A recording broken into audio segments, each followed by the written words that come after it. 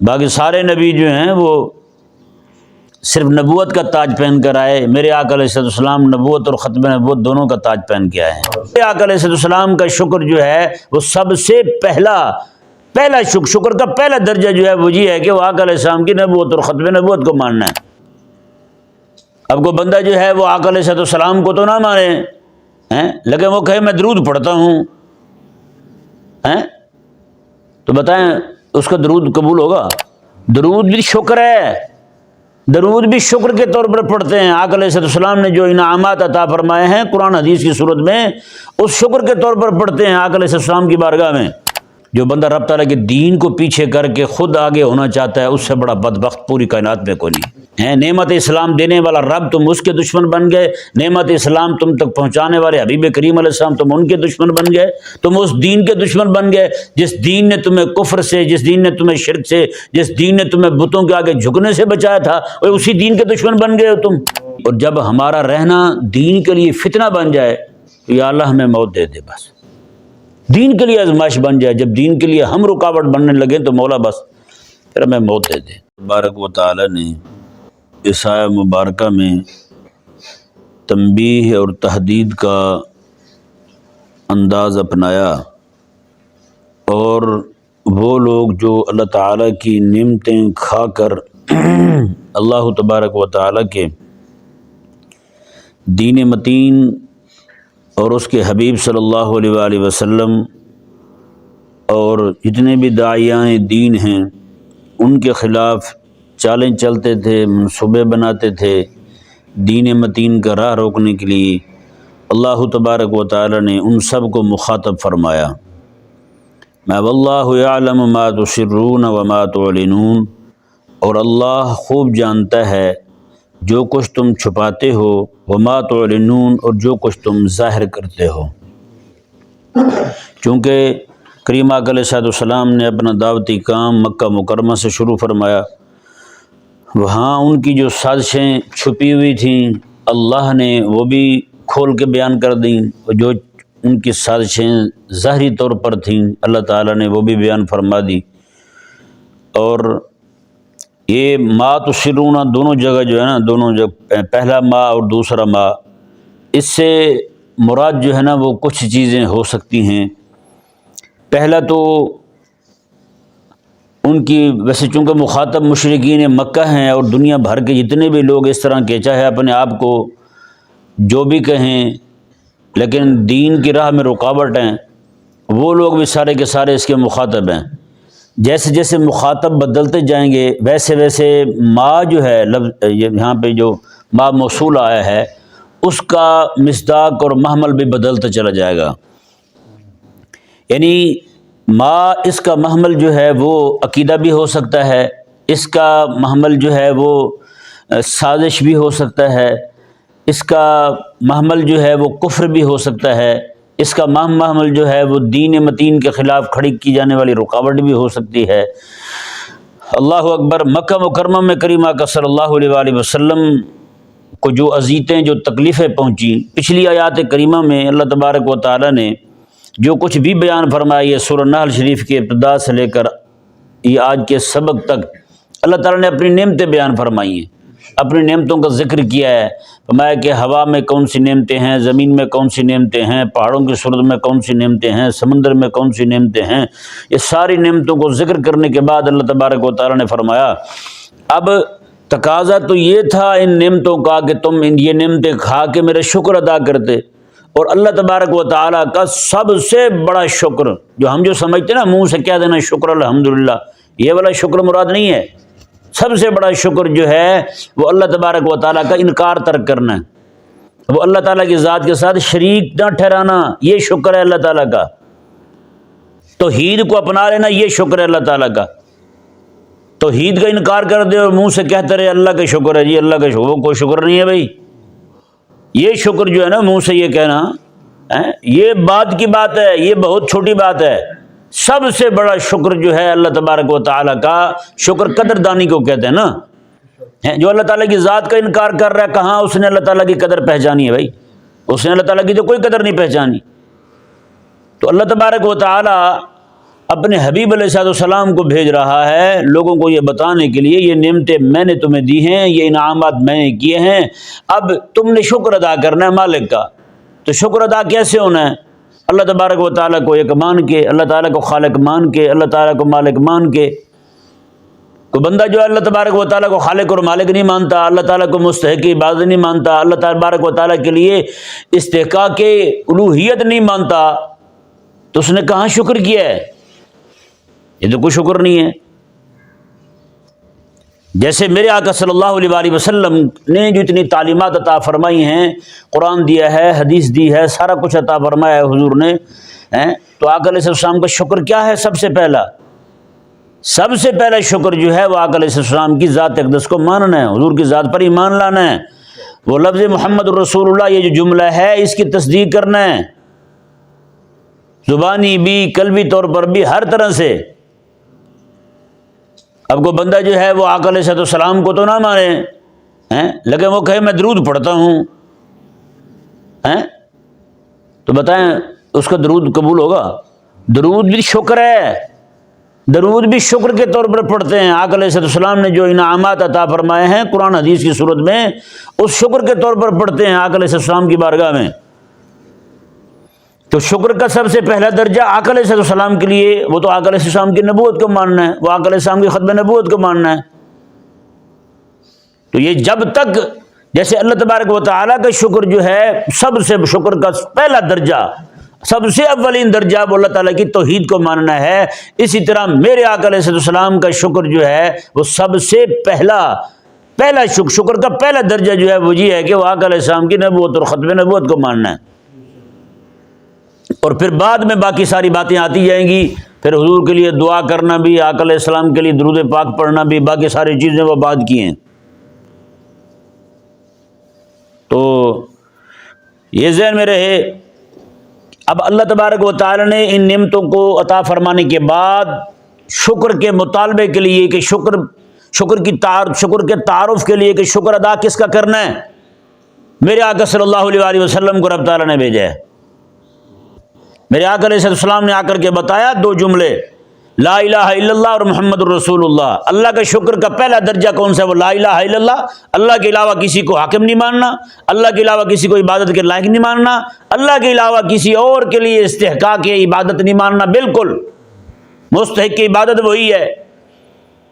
تو یہ شکر کا پہلا درجہ، اور شکر کا دوسرا درجہ جو حبیب کریم علیہ السلام کے لیے ہے، اس جملے کی بات کر رہا ہوں۔ ویسے آقا علیہ السلام کے لیے شکر کا پہلا درجہ جو ہے وہ لفظ جملہ جو ہے محمد الرسول اللہ، اس کی تصدیق کرنا ہے کہ آقا علیہ السلام اللہ تعالیٰ کے رسول ہیں اور آخری رسول ہیں۔ باقی سارے نبی جو ہیں وہ صرف نبوت کا تاج پہن کر آئے، میرے آقا علیہ السلام نبوت اور ختم نبوت دونوں کا تاج پہن کے آئے ہیں۔ تو میرے آقا علیہ السلام کے لیے اب چونکہ آقا علیہ السلام جو ہیں وہ اس کائنات کے لوگوں کو یہ بتانے کے لیے آئے ہیں تم نے اللہ تعالیٰ کا وفادار بن کے رہنا ہے۔ اللہ تبارک و تعالیٰ نے جو تم پر انعام فرمائے ہیں ان انعامات کی قدر پہچاننی ہے، اور اس کی قدر پہچاننے کا سب سے اولین درجہ جو ہے وہ اللہ تعالیٰ کی توحید کو ماننا ہے، اور باقی ساری چیزیں بعد کی ہیں۔ اور اسی طرح میرے آقا صلی اللہ علیہ وآلہ وسلم، اب انہوں نے کیا کیا؟ میرے آقا صلی اللہ علیہ وآلہ وسلم نے ان کو اللہ کا تعارف کروایا ہے۔ وہ میرے آقا علیہ السلام کے دشمن بن گئے، وہ آقا علیہ السلام کے خلاف سازشیں کرنے لگے۔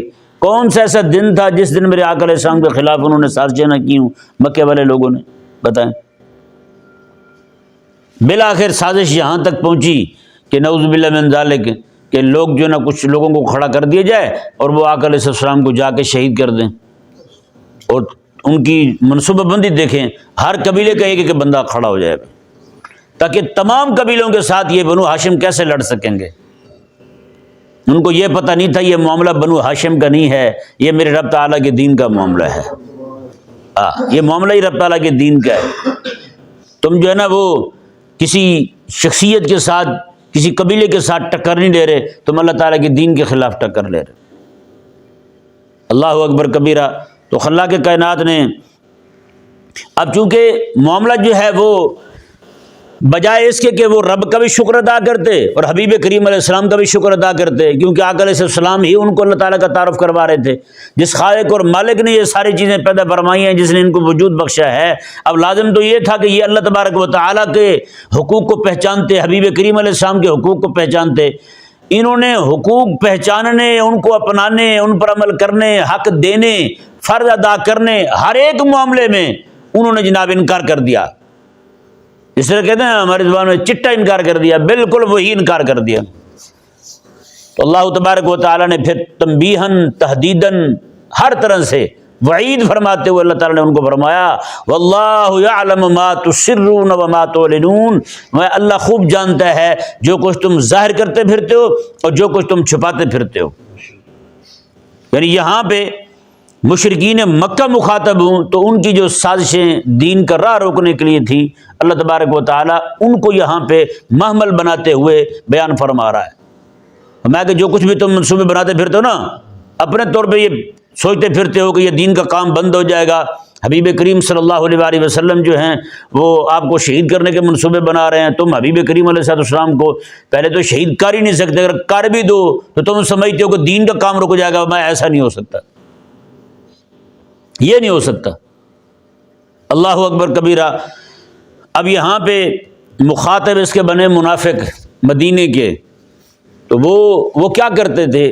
آقا علیہ السلام کی مجلس میں بیٹھتے تو کہتے یا رسول اللہ صلی اللہ علیہ وسلم، ہمیں آپ کے ساتھ بہت محبت ہے، ہم تو آپ کو نہ دیکھے تو ہمارا تو گزارا ہی نہیں ہوتا، ہمیں تو نیند بھی نہیں آتی، اس طرح کی باتیں کرتے تھے۔ لیکن نعوذ باللہ گھر جا کر کے آقا علیہ السلام کے دین میں بھی عیب نکالتے تھے، حضور کی شریعت میں عیب نکالتے، آقا علیہ السلام کی نعوذ باللہ عیب جوئیاں کرتے تھے وہ لوگ۔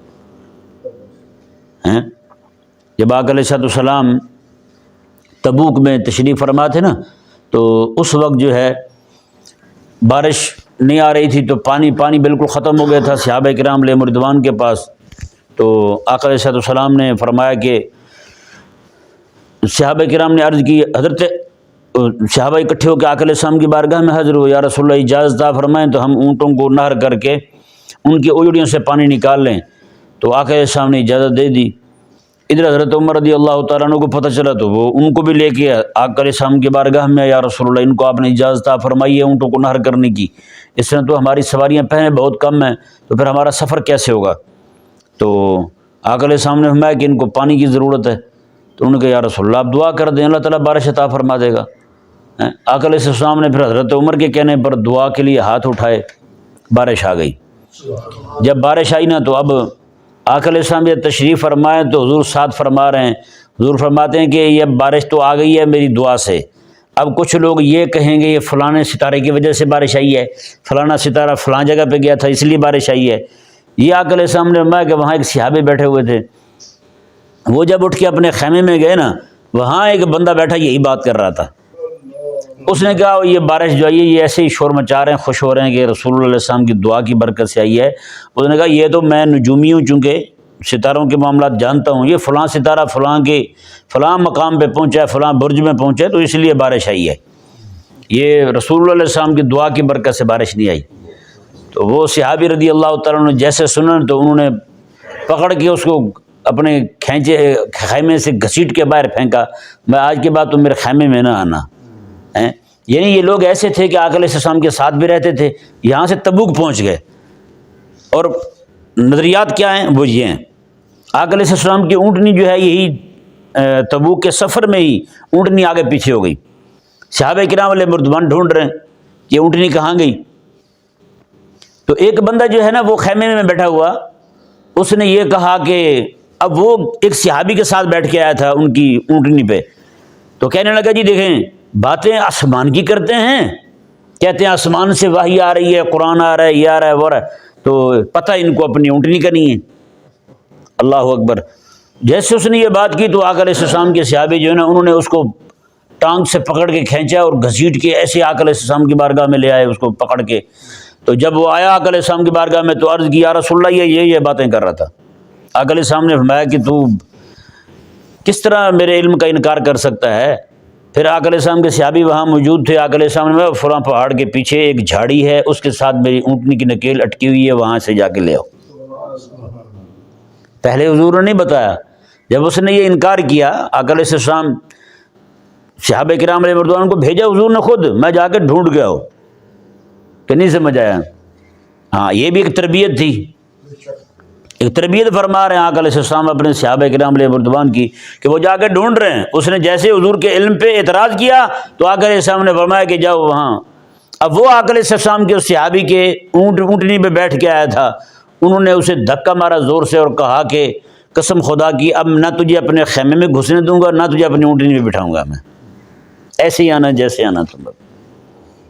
تو یہ اب آقا علیہ السلام کی بارگاہ میں بیٹھ کے ہی نعوذ باللہ من ذالک کچھ بےمان ایسے تھے حضور کی نقلیں اتارتے تھے. ایک بندہ تھا وہ آقا علیہ السلام کے پیچھے کھڑا ہوا تھا, حضور کلام فرما رہے تھے تو وہ اپنا منہ ٹیڑھا کر رہا تھا. آقا علیہ السلام نے ایک دم دیکھا تو اس کا منہ ان کے ٹیڑھا بنا کے کھڑا ہوا تھا. حضور نے میں کن کذالک, ایسے ہی ہو جا, ایسے ہی ہو جا. بس وہ زندگی ساری اس کا منہ ٹیڑھا ہی رہا, پھر وہ سیدھا نہیں ہوا. بتائیں. تو یہ یعنی کہ مجلس میں بیٹھ کے آقا علیہ السلام کی دعوی ایمان کر کے دعوی اسلام کر کے حال یہ ہے. آج بھی ذرا اندازہ لگائیں کتنے منافق لوگ موجود ہیں, منافق بھی بلا کے ہیں پھر, اور راستہ بھی حضور کے دین کا روک رہے ہیں کہ نہیں روک رہے. جگہ جگہ ان کی کوششیں ہیں بس حضور کا دین کہیں اوپر نہ آ جائے, ہماری شخصیت اوپر ہو, میرا چودھری پن اونچا ہو, میرا فلانا, میرا جناب ایم پی اے اونچا ہو جائے, میرا ایم این اے اونچا ہو جائے, میرا حکمران اونچا ہو جائے, میرا ابا اونچا ہو جائے. یہ تم اونچے ہو بھی جاؤ گے, کتنے اونچے ہو گئے تم ہیں. جو بندہ رب تعالیٰ کے دین کو پیچھے کر کے خود آگے ہونا چاہتا ہے اس سے بڑا بدبخت پوری کائنات میں کوئی نہیں. سچی بات ہے. رب کے دین کو پیچھے کر کے جو اپنے آپ کو آگے کرنا چاہتا ہے نا, جو یہ سمجھتا ہے کہ رب کا دین جو ہے وہ پیچھے کر کے میں اوپر رہوں گا, تو اس کے دماغ میں وائرنگ جو ہے وہ فرعون والی ہے. یہ ذہن میں رہے, اس کے دماغ میں جو فٹنگ ہوئی ہے نا وہ نمرود والی ہے. میں صحیح کہہ رہا ہوں. وہ وقت کا عبداللہ بن ابی ہے, وہ وقت کا ابو جہل اور ابو لہب ہے. تمہارے پاس کرسی آئی تو تم اتنے دیدت دلیر ہو گئے, رب تعالیٰ کے دین کے دشمن بن گئے. آج تم اپنے مغربی آقاؤں کو خوش کرنے کے لیے دین کے خلاف اس طرح کی ہرزہ سرائیاں کر رہے ہو. یہ پتہ چلے گا قیامت والے دن جب تمہیں میزان پہ کھڑا ہونا پڑے گا تم حساب دینے لگو گے تم. اور دین دشمنی کے اتنے بوجھ نہ اٹھاؤ کہ میزان سے تم گزر ہی نہ سکو. اللہ نے جو فرمایا نا واللہ یعلم ما تسرون وما تعلنون, جو کچھ تم چھپاتے ہو جو کچھ تم ظاہر کر رہے ہو اللہ فرماتا ہے میں جانتا ہوں. یہاں آج کے دور کے لوگوں کو اگر یہ آیت مبارکہ مخاطب بنا رہی ہے تو پھر اس کا معنی یہ بنے گا جو تم دین دشمنیاں چھپا رہے ہو اللہ فرماتا ہے میں وہ بھی جانتا ہوں. جو دین دشمنیاں تمہاری ظاہر ہو جاتی ہیں اللہ فرماتا ہے میں وہ بھی جانتا ہوں.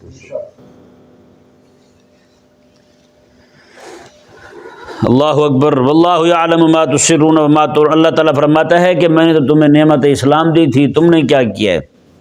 نعمت اسلام دینے والا رب تم اس کے دشمن بن گئے, نعمت اسلام تم تک پہنچانے والے حبیب کریم علیہ السلام تم ان کے دشمن بن گئے, تم اس دین کے دشمن بن گئے جس دین نے تمہیں کفر سے, جس دین نے تمہیں شرک سے, جس دین نے تمہیں بتوں کے آگے جھکنے سے بچایا تھا اسی دین کے دشمن بن گئے ہو تم چاہتے ہو تمہارے ابا کے نعرے لگیں, تم چاہتے ہو تمہاری جماعت کے نعرے لگیں, تم چاہتے ہو تمہاری جناب جو بھی تمہارے معاملات ہیں تمہارے سارے معاملات اونچے ہوں, تم چاہتے ہو بس رب کا دین نیچے ہو جائے. بتائیں یار, میں نے ایک بار بلکہ بڑا اس وقت شور اٹھا تھا, کہیں کوئی چور تھے وہ آئے, انہوں نے کیا کیا مسجد کا پنکھا اتارنے لگے تو کوئی شے نہیں ملی ان بدبختوں کو, تو انہوں نے 30-40 قرآن نیچے رکھ کے اوپر چڑھ کے پنکھا اتار لیا تھا. سچی بات ہے ان بدبختوں کا معاملہ بھی وہی لگتا ہے. یہ جو بدبخت اس وقت دنیا میں موجود ہیں یہ بدبخت بھی رب تعالیٰ کے دین پر پاؤں رکھ کے اوپر ہونا چاہتے ہیں. رب تعالیٰ کے دین پر پاؤں رکھ کے اوپر ہونا چاہتے ہیں, اور یہ قسم خدا کے کہہ رہا ہوں یہ حقیقت کے اندر جہنم کے اندر اپنا مقام اونچا کر رہے ہیں. جتنے بھی لوگ ہیں دین کو پیٹ کر کے جو آگے بڑھ رہا ہے, دین پر پاؤں رکھ کے جو آگے ہو رہا ہے, رب تعالیٰ کے گھر مسجد کو روند کر کے جو آگے بڑھ رہا ہے, یہ رب تعالیٰ کے دین کے ساتھ غداری ہے اور کھلی غداری ہے. آج دنیا میں بھائی تم شور مچا لو گے جو مرضی کر لو گے, لیکن یہ حساب تو دینا پڑے گا قیامت والے دن. تم نے کیا کیا تھا اور تمہارے ہاتھوں سے کیا ہوا تھا. اللہ اکبر کبیرہ. اللہ تبارک و تعالی ہم سب کو دین کا وفادار رکھے بس، سچی بات ہے۔ میرے آقا علیہ السلام پتہ کیا دعا کرتے تھے؟ روح کانپ جاتی ہے جب اس دعا پہ غور کرتے ہیں۔ حضور یہ دعا کرتے تھے، مولا مجھے تب تک زندہ رکھ جب تک میرا زندہ رہنا بہتر ہے تیرے دین کے لیے ہیں۔ اور یہ حقیقت کے اندر یہ دعا حضور ہمیں تعلیم فرما رہے ہیں جی۔ اور جب ہمارا رہنا دین کے لیے فتنہ بن جائے تو یا اللہ ہمیں موت دے دے بس، دین کے لیے آزمائش بن جائے، جب دین کے لیے ہم رکاوٹ بننے لگیں تو مولا بس پھر ہمیں موت دے دے، تیرے دین میں رکاوٹ نہ آئے بس۔ یہ حضور دعا سکھاتے تھے اپنے غلاموں کو، اگر یہ دعا کیا کرو۔ بتائیں نا، کبھی ہم نے بھی سوچا ہے، کبھی غور کیا ہم نے کہ ہماری وجہ سے جو ہے نا وہ کیا معاملات بن رہے ہیں؟ اللہ تبارک و تعالی سمجھنے کی توفیق عطا فرمائے۔